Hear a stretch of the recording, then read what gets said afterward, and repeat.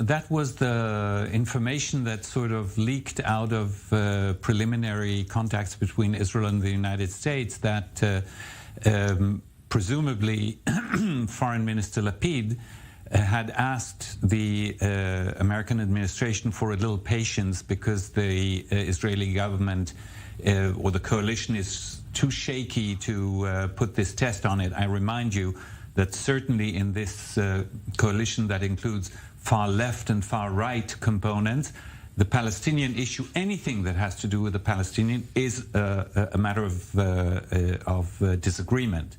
So he supposedly asked the American administration to wait until after the budget is voted and the coalition is stabilized. He now says that that is not true, Lapid, and that all along the position of the entire government has been that it is opposed to the reopening of this consulate.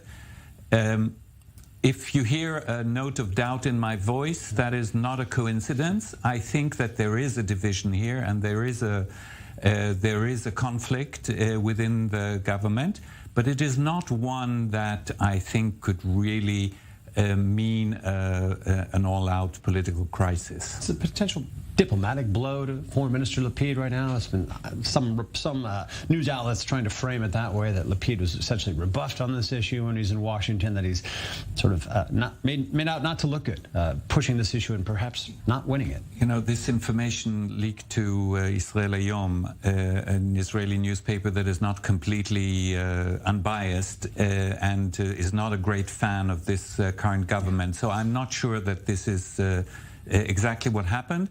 I am quite sure that the American administration is quite determined to reopen. It is a commitment that Biden made as a candidate, and he repeated it several times, as did Secretary Blinken, that they have the intention of doing it. And to be honest, I think from an American point of view, if your policy is to reconnect with the Palestinian Authority, it makes perfect sense to reopen the official representation of the United States, which served the Palestinian population, both of East Jerusalem and of the West Bank. Well, we'll have to question a bit, though, looking at this direction of effort, the other reports of other outreach, requests for reform to the Palestinian Authority by the Biden administration. I mean, here's they're seemingly engaging. What can we read about their overall strategy? What does it appear that they're out to do? Just lay the groundwork for more efforts, or is there something behind all this? Well, I think they hope that it is laying groundwork for greater efforts, but I think there is a recognition, a realization that